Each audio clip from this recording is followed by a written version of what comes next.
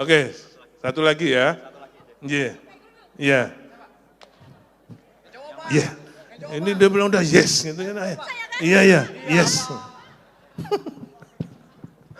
Baik, Assalamualaikum warahmatullahi wabarakatuh. Oh. Waalaikumsalam. Perkenalkan, nama saya Sekar Ramya Agila, bisa dipanggil Sekar. Saya berasal dari Semarang, Jawa Tengah. Oke, baik. Saya ingin bertanya, tadi sesuai dengan materi yang dipaparkan, bahwa sarjana teknik di Indonesia itu masih kurang. Katanya 5.000 banding 1 juta. Tetapi menurut pengalaman dan banyak alumni yang berkata bahwa kalau teknik itu kalau keluar itu susah cari kerjanya, makanya dia beralih kayak yang tadi katanya murtad ke bank, kemana, itu karena nggak dapat kerjaan yang dibuat khusus lulusan sarjana teknik. Lah itu menurut Bapak itu bagaimana? Oke, kan saya panggil Ketua Umum Persatuan Insinyur Indonesia.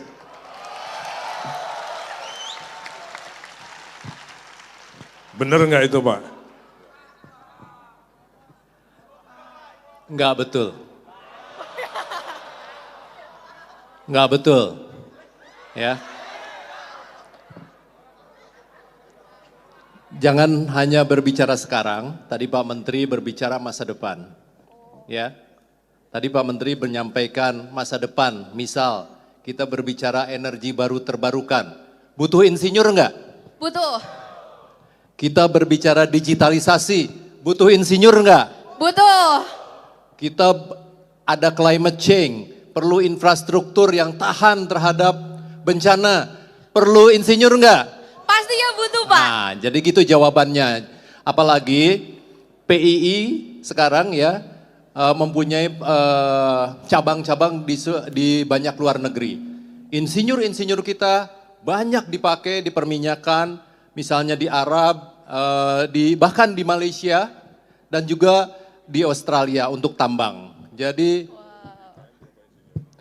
dan sekarang yang sedang dihadapi ya, saya kebetulan sebagai ketua Satgas Pelaksanaan Pembangunan Infrastruktur di IKN. Ribuan insinyur di IKN sekarang yang sedang bekerja. Lebih dari 1.000 insinyur yang sekarang bekerja. Di samping juga sarjana-sarjana tenaga-tenaga teknis dan juga tenaga terampil lainnya. Kita berbicara ke depan, apalagi kita bicara puluhan ribu insinyur yang diperlukan. Oke, baik, tapi untuk di masa sekarang. Sekarang, ini saya jawab sekarang ya. Oke. Oke, sekarang yang misalnya di PU saja dengan 125 triliun pembangunan setiap tahun, oke, itu kita selalu kegagalan dalam pelelangan. Lelang-lelang itu gagal karena double tenaga kerja. Dan itu dilarang di dalam aturan lelang.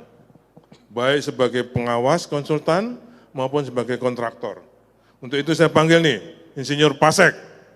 Ini alumni Fakultas Teknik UGM, Gajah Mada. Beliau Direktur Waskita Karya yang bertanggung jawab pembangunan gelanggang kita. Kalau itu Bapak, Ibu, saudara sekalian catat HP-nya, kalau ada yang nggak benar, protes ke dia. Oke? Ini juga bisa melihat apa benar itu insinyur susah nyari kerja. Itu insinyur males itu. Ya. Iya Pak. Dia pengennya mau di amtenar aja gitu kan. Mau jadi insinyur salon. Nah ini juga. Jangan jadi insinyur salon. Ya, maunya kerja di tempat AC saja. Insinyur-insinyur ini tanya itu anak saya yang di sini. Oke. Saya kirim dia ke Pulau Moa. Ada yang tahu Pulau Moa? Ada yang tahu Pulau Moa di sini? Di Indonesia itu. Ada yang tahu? Dapat kaos. Pulau Moa itu pulau kecil di Maluku Barat Daya. Ya, itu pusat kerbau. Orang-orang Toraja kalau ambil kerbau di sana ribuan. Yang dibutuhkan hanya tempat kubangan dan air. Dan anak saya bersama dengan tim PU survei ke sana, dapat air dan sekarang mereka sudah bisa mendapatkan air tanah di sana. Ya. Saudara-saudara, jangan pernah mimpi jadi insinyur-insinyur salon. Saya ini dari 80 sampai 84 di Jawa Tengah, survei air tanah sampai Gunung Kidul. Setiap minggu saya di lapangan, hanya di rumah Sabtu Minggu. 4 tahun.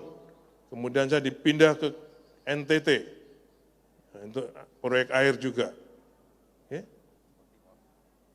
Di Timor, di Pulau Timor dan Flores sana. Jadi semua insinyur ini harus ke lapangan. Yang di PU, saya bilang kalau yang anak-anak muda PU, semua ke lapangan. Kalau saya ke lapangan cuma saya lepas jam tanganmu. Okay. Kalau jam tangannya ini masih mulus, berarti dia nggak pernah ke lapangan. Nggak pernah dijemur itu. Ya, jadi orang-orang insinyur ini harus ke lapangan. 5-10 tahun itu jangan mikir apa-apa kecuali kuat teknisnya dikuatin. Setelah itu baru mau usaha baru atau mau jabatan. Tapi sebelumnya jangan pernah pikir itu. Semua dikuatin dulu kuat teknisnya. Ya, itu tadi. Nah ini contohnya nih. Ini. Tanya beliau, berapa insinyur yang dibutuhkan di Waskita Karya untuk mengerjakan pekerjaan-pekerjaannya. Pasti jauh lebih banyak. Oke, jadi jangan khawatir bahwa insinyur itu cari kerja susah. Enggak ada itu.